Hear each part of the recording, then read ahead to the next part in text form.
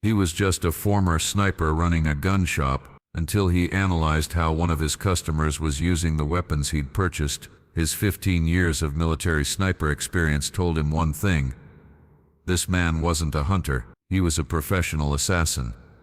And now he had armed this killer. But before we dive into this incredible story, if you're new here, welcome to The Last Witness. We share the most amazing untold stories of ordinary people with extraordinary secrets. Stories where someone becomes the final witness to incredible events. Make sure to hit that subscribe button and ring the notification bell so you never miss our latest stories. And if you enjoy this story, please give it a thumbs up. It really helps us continue bringing you these incredible tales. Now let's get back to Robert's story. Robert Hayes had been running Lone Star Firearms in Austin, Texas for 8 years, building a reputation as one of the most knowledgeable gun dealers in the state. His customers appreciated his expertise with different weapon systems, his honest assessments of firearm quality, and his strict adherence to all federal and state regulations governing gun sales. What made Robert unique among gun shop owners wasn't just his technical knowledge.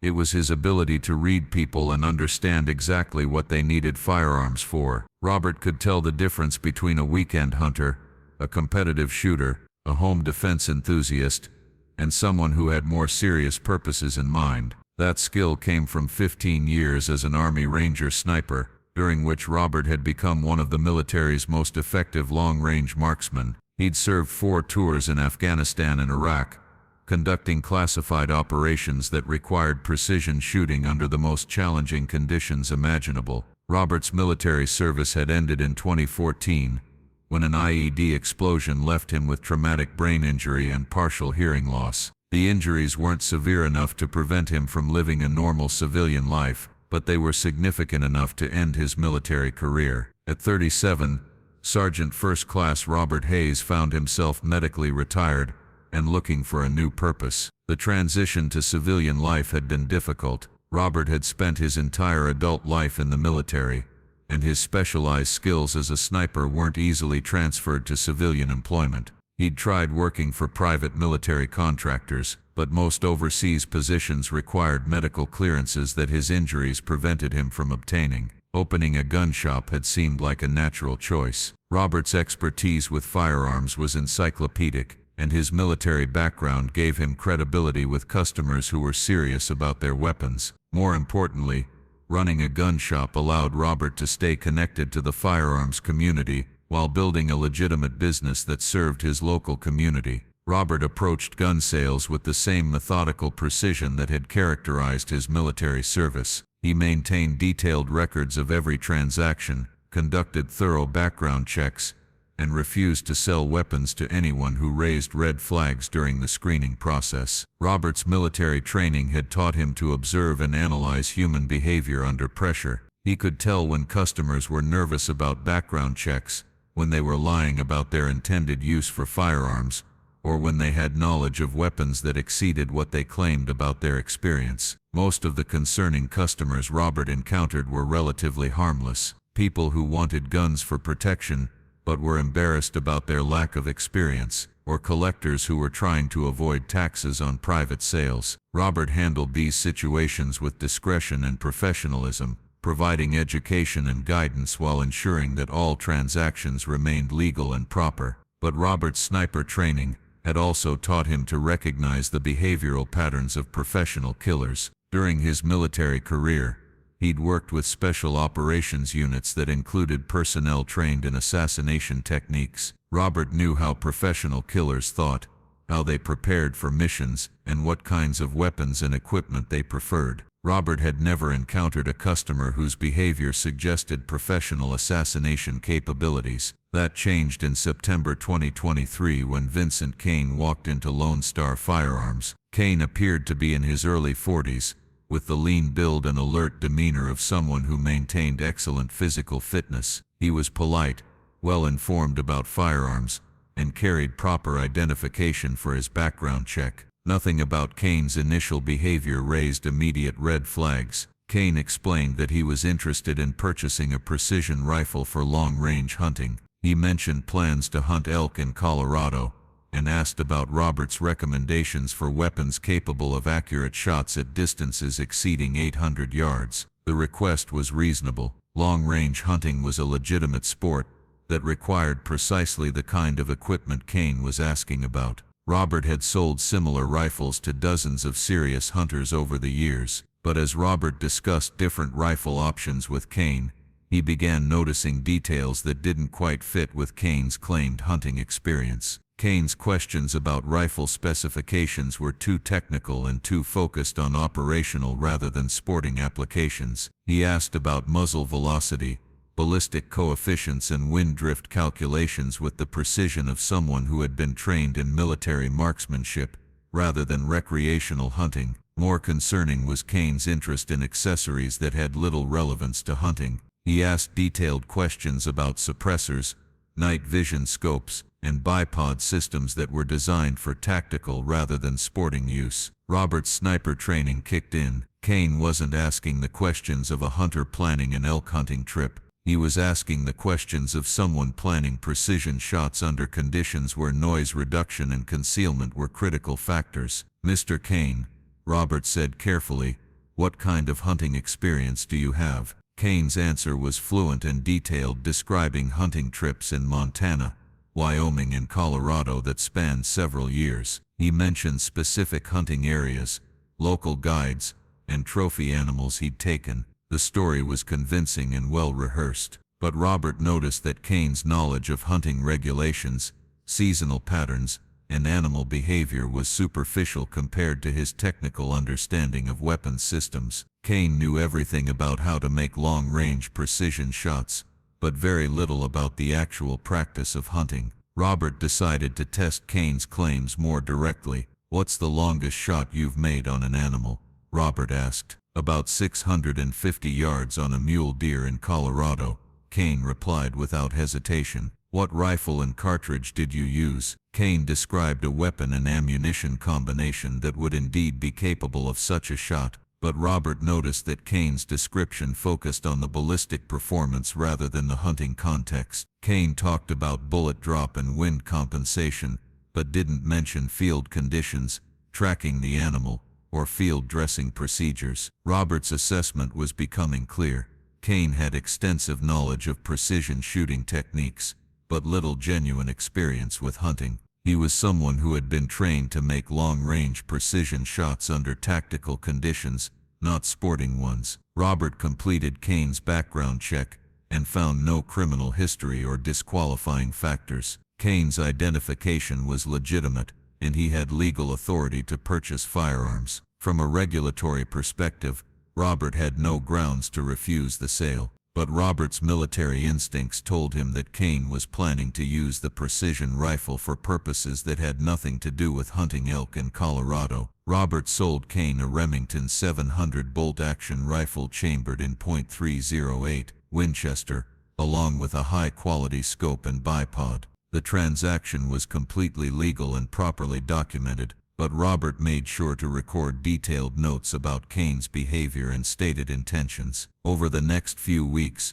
Robert found himself thinking about Kane and wondering what he was really planning to do with the precision rifle. Robert's concerns were based on behavioral observations rather than concrete evidence, but his military training had taught him to trust his instincts when they identified potential threats. Robert's concerns escalated when Kane returned to the shop 6 weeks later. This time Kane wanted to purchase ammunition, specifically match-grade .308 rounds designed for maximum accuracy at long range. Kane also asked about purchasing a suppressor, which required additional federal paperwork and background checks. Kane's stated reason for wanting a suppressor was noise reduction for hunting on private land, where noise ordinances were a concern. The explanation was plausible, but Robert noticed that Kane's interest in the suppressor focused on sound signature reduction rather than hearing protection or courtesy to neighbors. Robert processed Kane's suppressor application according to federal requirements,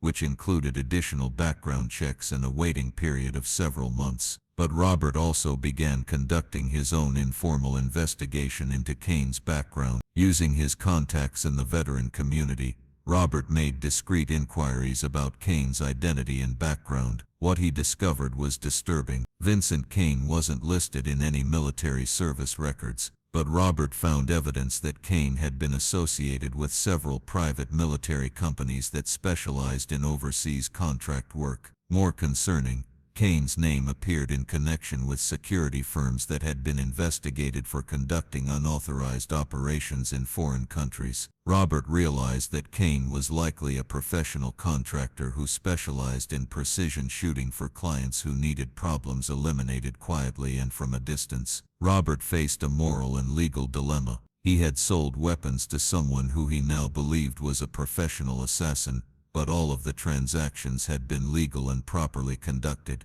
Kane had passed all required background checks and had legitimate documentation. More troubling, Robert realized that if Kane was indeed planning an assassination, the weapons Robert had sold him would likely be used to kill someone within the next few months. Robert decided to contact federal authorities. Special Agent Maria Santos from the ATF met with Robert at his gun shop after hours. Robert explained his concerns about Kane's behavior, his research into Kane's background, and his assessment that Kane was planning to use the purchased weapons for assassination rather than hunting. Agent Santos was immediately interested. "Mr. Hayes, we've been tracking several individuals who may be involved in a conspiracy to eliminate federal witnesses in an upcoming organized crime trial. The description you've given of this Kane individual matches intelligence we've received about potential threats." "What kind of threats?" "Professional contractors hired to eliminate witnesses before they can testify,"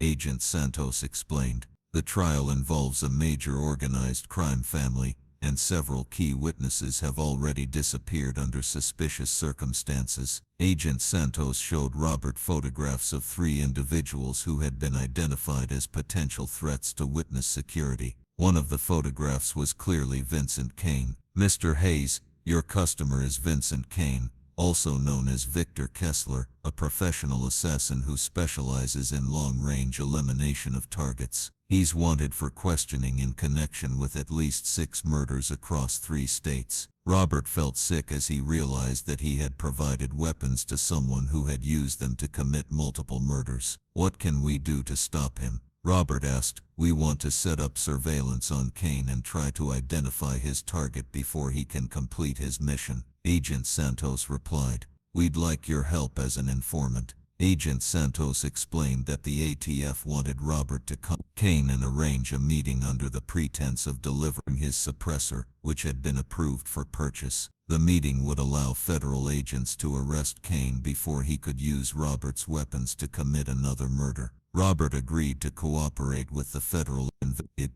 2 days later, he called Kane and informed him that his suppressor application had been approved and was ready for pickup. Kane arrived at Lone Star Firearms the following evening, just as the shop was closing. Robert had arranged to meet him after hours to avoid involving the other customers in the arrest. As Kane entered the shop, federal agents positioned around the building moved into position. Robert handed Kane the suppressor and began processing the final paperwork for the transfer. "Mr. Kane," Robert said as he completed the federal forms, "I'm curious, Mr. I'll success with that rifle I sold you." Kane smiled coldly. "Very success. 3 clean shots, all at ranges over 700 yards. Perfect accuracy." Robert realized that Kane was describing 3 not hunting success. The casual way Kane discussed 666 confirmed that he was indeed a professional killer who felt no remorse about his victims. "That's quite an accomplishment," Robert replied, trying to keep his voice steady. "The rifle performed as expected," Kane continued. "I'm planning another hunting trip next week that should be even more challenging." Kane was describing his plans for another assassination, possibly the federal witness that Agent Santos had mentioned. Robert completed the transfer paperwork and handed Kane his receipt. As Kane prepared to leave the shop, federal agents burst through the door and arrested him. The arrest of Vincent Kane led to the discovery of detailed plans for assassinating the federal. and near organ. Kane's capture prevented the murder and the trial proceed, resulting in convictions of several crimes. The investigation also revealed that Kane had indeed used the rifle purchased from Robert to commit three more. The previous two, the victims had been adjourned.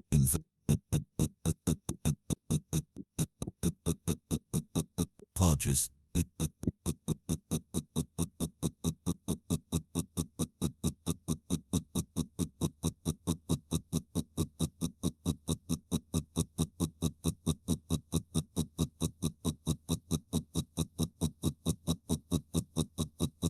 Agent Santos called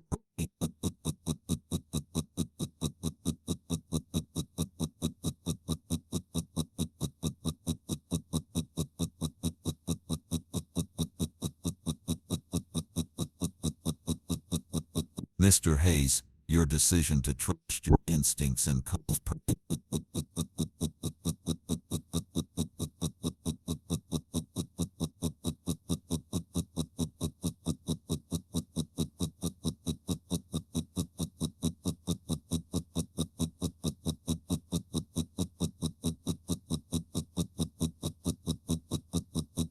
Mr.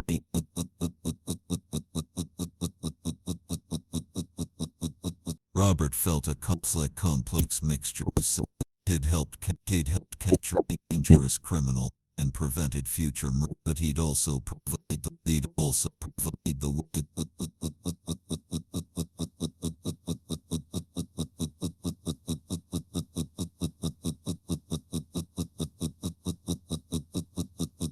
How do I tell the difference between legitimate custom and professional?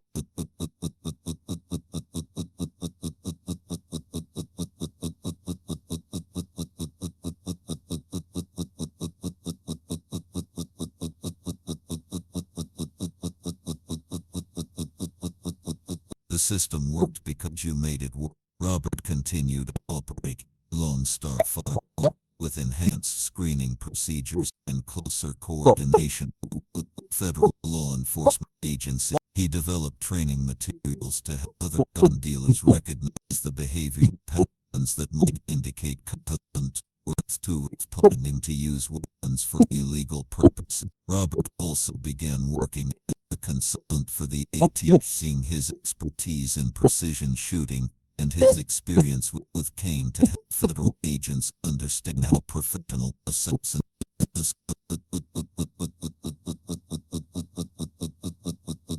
But Robert's most important contribution was his commitment to responsible gun dealing. He demonstrated that gun shop owners could serve legitimate customers while also protecting public safety by maintaining vigilance against those who would exploit illegal gun sales for criminal purposes. On quiet evenings in his shop, surrounded by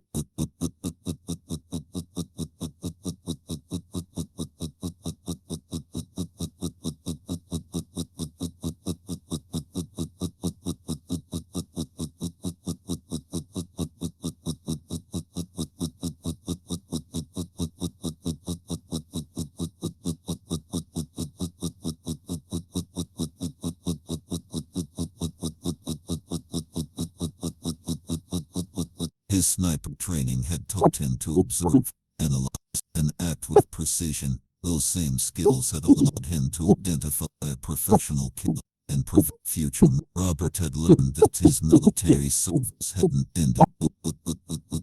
Robert had learned that his military service hadn't ended when he left the army. It had simply changed form, evolving from direct combat operations to protecting his community through responsible business practices and cooperation with law enforcement. The last witness to his military career had become the first line of defense against those who would exploit.